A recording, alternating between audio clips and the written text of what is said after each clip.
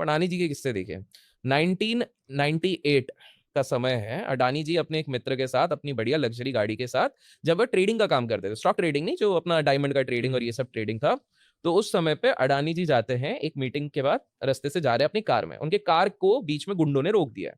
अब आप समझिए 1998 मतलब रास्ते में ज्यादा भीड़ नहीं होती है, बहुत गिने चुने लोगों के पास गाड़ी होती है, जो उद्योगपति होते हैं बड़े, और लग्जरी गाड़ी तो बहुत बड़ी एम्बेसडर चलती थी उस समय पे, अगर आप लोगों को ध्यान होगा। तो वो रोक देते हैं और उनकी किडनैपिंग हो जाती है। वहां पे वो अच्छा। गुंडे किडनैप करने आते, पता लग गया होगा अहमदाबाद में कि भाई पैसे वाला इंसान है, चलो इसको अगवा कर लेते हैं।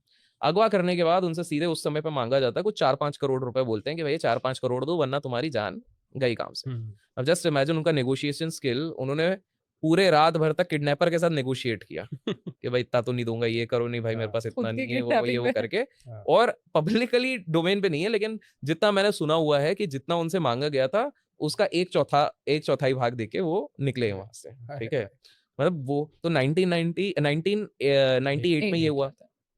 अब मैं ये बताते बताते एक चीज बताता हूँ, ये मेरा प्रिडिक्शन है कि मोस्ट लाइकली 2028 तक अडानी के लाइफ में एक और टर्निंग पॉइंट आएगा। 2028 बहुत क्रूशियल होने वाला है, क्यों अब आप समझोगे।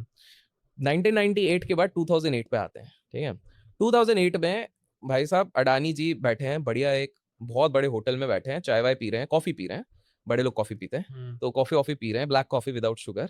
तो अब वो पी रहे हैं, अब नहीं, पर वो गुजराती हैं तो वे शुगर पी रहे होंगे तो वो बढ़िया पी रहे हैं, अपने डेलीगेट्स के साथ आए हैं, और दुबई की एक बहुत बड़ी पार्टी है जिसके साथ इनका पेट्रोलियम और इन सब चीजों का काम है। तो कुछ डील वील चल रही है पोर्ट्स को लेके, क्योंकि उनका पोर्ट्स का बहुत बड़ा व्यापार था। अब ये डील ऑलमोस्ट हो गई है, ये उठते हैं अपने डेलीगेट्स, अपने जो सेक्रेटरी, और ये बोलते हैं कि भाई ये काम करो, बिल पे कर दो, हाँ। काउंटर पे जाओ और बिल पे करो। और आप समझो कि एक गेट से दूसरे गेट तक जाना पड़ता है बिल पे करने के लिए, फिर हम निकलते हैं।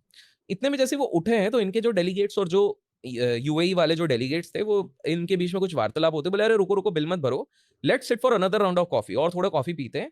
जब मिले ही हैं, कल कब मिले अपने को पता ही नहीं है, तो उससे बेटर है अभी और एक और प्रोजेक्ट है वो डिस्कस कर लेते हैं। तो ये लोग बैठ गए।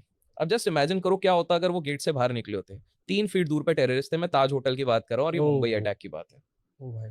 गौतम अडानी जी उस समय पे बचे हैं, बढ़िया नीचे मीटिंग हुई है, जैसे ही पता लगा ये सारी चीजें, तब टाटा ग्रुप वालों ने अपने जान पे हथेली लाई थी, बिकॉज जितने एम्प्लॉयज थे, उन्होंने ये सोचो एक एम्प्लॉय है जो अपनी जान की परवाह किए बिना गेस्ट को बचाने में लगे रूम से। तो किचन के थ्रू गौतम अडानी जी को निकाला गया, और गौतम अडानी जी ने इंटरव्यू में उस समय बोला मैं मौत से 15 फीट दूर